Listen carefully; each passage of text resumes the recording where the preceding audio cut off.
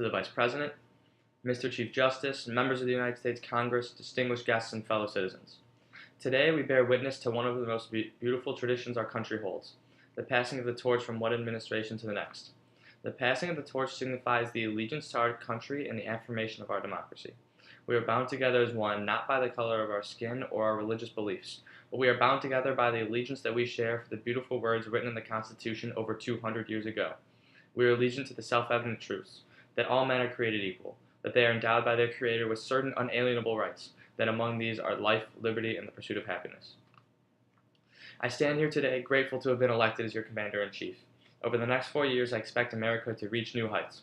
The coming years hold great potential, but the future of this country lies not in my hands, but rather in yours, the people of America. And by that I mean every American, regardless of color, creed, beliefs, the gender you identify with, and whom you love. Now let me be very clear. America is great. America always has been great and will always be great. But we all know that America can be even better. It is today that we face a crossroads in our world and in our country between good and evil, that which is holy and that which is not. History has shown that we will overcome, but we must ask ourselves, how?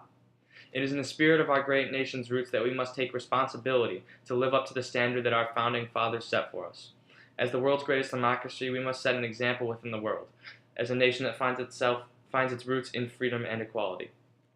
My fellow Americans, we face great challenges today, both domestic and abroad. We live in a world where a twisted man can strap a bomb onto his chest and walk into a concert full of parents and children.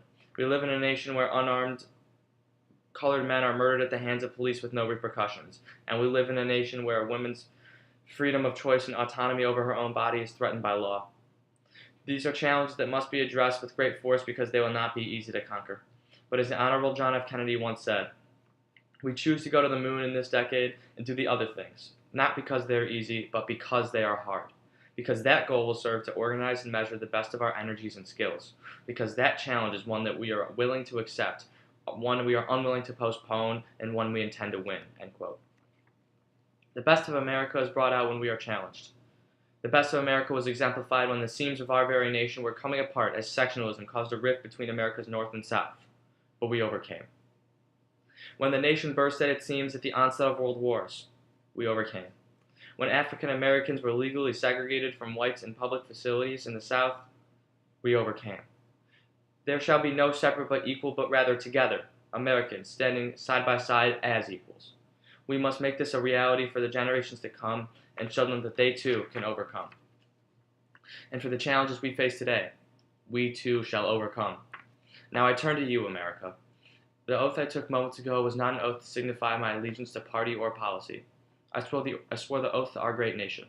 I stand at this podium honored and prepared to serve you, America. With that being said, we will not see change at the hands of one.